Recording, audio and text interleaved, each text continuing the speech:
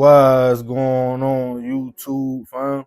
This your boy Tony 2 times, and we back with another episode of Hood Tales, man. Before I start, be sure to tap that like button. Definitely watch this video to the end to hear the full story and all the details in the case. For the day one, fam, y'all already know it's all love. Thanks for tuning back into another episode. If you're new to the channel and you feeling the content, feel free to subscribe. Tap that notification bell so you can be notified every time we drop a new video. Oh yeah, feel free to share the channel with your peoples. Everybody is welcome. Let's get right into the story.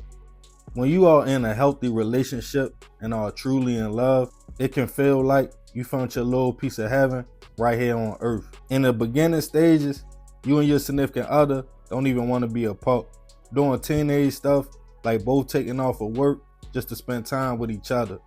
But as time goes on, a lot can happen. As we all know, people change every day. What someone was like 2 years ago could be totally different from who they are today. When you are bonded with somebody through love, you try to be patient with them and deal with their growing pains, whether they change for the better or worse. But sometimes, staying with somebody who is struggling mentally or spiritually could start to bring you down in life as well. And you might just gotta let them go and love that person from a distance. But some individuals are so deeply invested in their relationships, I know it sounds crazy, but they might not let you leave and move on. I know we all have heard the saying, "I can't live without you," which in some people's eyes, they think that's real love. But in actuality, it's not. Being able to let a person go, even if it's not your decision, just to see them happy and in a better space in life, that's true love. Unfortunately, in certain situations, it becomes toxic, almost like a dependency. And you have to be extra careful when someone, quote, loves you to death. And on this episode of Hood Tales, we'll be taking it to Queens, New York to discuss the case of a paranoid man who snapped after thinking his fiancé was cheating with the neighbor. Back in 2016, 36-year-old Joann Gravette was situated in life. She had one child, a 17-year-old son, and was a medical biller. Living in Far Rockaway, Queens, Joann was also in an on-again, off-again relationship with a 29-year-old man named Tyquan Long. Let's rewind back 5 years to when the couple first met. Tyquan and Joann had fell for each other quick at first. Some people describe the relationship as a fairy tale romance. They eventually moved in together, shared the apartment in Queens, and everybody in their building knew the couple were head over heels for each other. Tyquan had worked at a barbershop and made decent money, and like I said earlier, Joann was a medical biller. Things were so good that a few years in, Tyquan bought a big ring and proposed to her, and they became engaged. But the honeymoon stages wouldn't last long. Tyquan lost his job at the shop, and he started smoking the synthetic grass K2 heavy. A lot of people felt he became paranoid on a drug and wasn't himself. Joann tried to plead with her fiancé to shake back and get some help, but it seemed like the man was too far gone. Tyquan at first was still living at the apartment until his addiction got to the point he attacked Joann over some money, throwing things at her and stealing $900 out her purse to get high. He would often come back around the building, geeking, and everybody that knew the couple would let Joann know her fiancé was on BS again. Eventually, after a few arrests and Tyquan threatening her, Joann had to file a restraining order. She would often tell friends and family she was hurt, she had to let her fiancé go. Even though not living in the apartment no more, Tyquan would often come by. Now the couple was estranged, everyone was worried about Joann, as Tyquan wasn't himself no more. He became overly paranoid, thinking people were crossing him, and he soon accused Joann of sleeping with the neighbor, and felt that's why he couldn't be at the house. He told her to her face, "If you keep trying me, I'm gonna take your life. I'd rather make peace with God in jail or not be here than be played." Around about January 2016, Tyquan had hit a downward spiral. Over 11 arrests, and Joann neighbors would tell her they saw him on the subway looking like he was possessed. He seemed different. One of their mutual friends who lived in the building stated Tyquan had been calling and texting him multiple times a day, asking for money. Then if he said no, he would threaten the man, to the point Tyquan attacked him when he saw him on the subway one day. People in the building would try to convince Joann to come to their apartment when Tyquan came around and tell her they would call the police.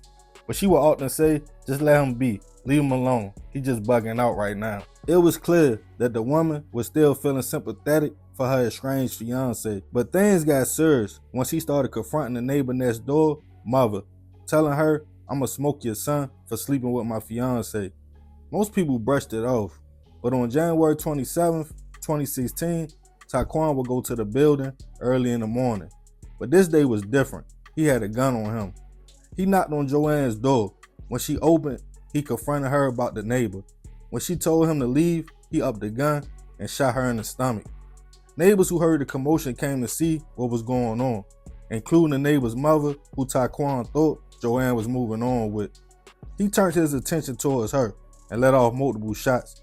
As the woman in her 50s ran and ducked for cover, she would catch a bullet to the hand. Tyquan then fled the building. Multiple witnesses called NYPD, who responded to the location of Beach 32nd Street to find Joann suffering from gunshot wounds. She was rushed to a local hospital, but unfortunately, she wouldn't survive her injuries.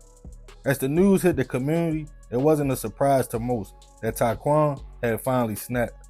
He texted the neighbor's son, who fortunately survived the attack, that same day, telling him, I'm gunning for you now. Joann's mother was hurt. She called Tyquan's phone, in which surprisingly, the man picked up. She asked, what did you do? What did you do to my daughter?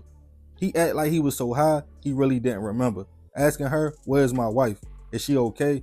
He even called Joann's phone, then called her mother back, stating something is wrong, she not answering, until her mother told him and stated that's because you took her life. After realizing what he did was real, Tyquan went on a run. During the interview, Joann's mother stated he was always jealous of her daughter and claimed Joann showed him unconditional love. Bringing Tyquan in her life for over 5 years was a mistake.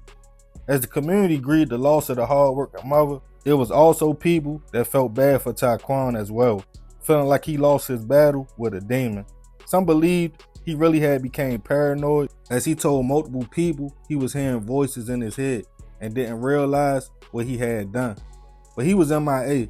As months went by, police got a tip that Tyquan was hiding out at his baby mother's house across the map, all the way on the other side of the US in Sacramento, California.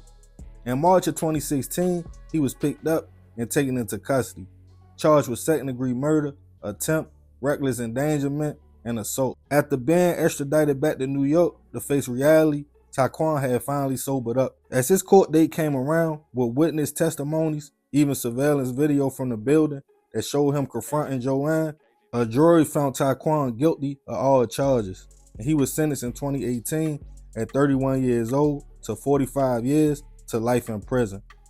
Rest in peace to Joann. I send my prayers and condolences to her family. No one ever stated if she was dealing with the neighbor or not, or if Tyquan was paranoid and it was all just in his head. But to her defense, if she was, her and Tyquan's relationship had ran its course. She had a restraining order against him.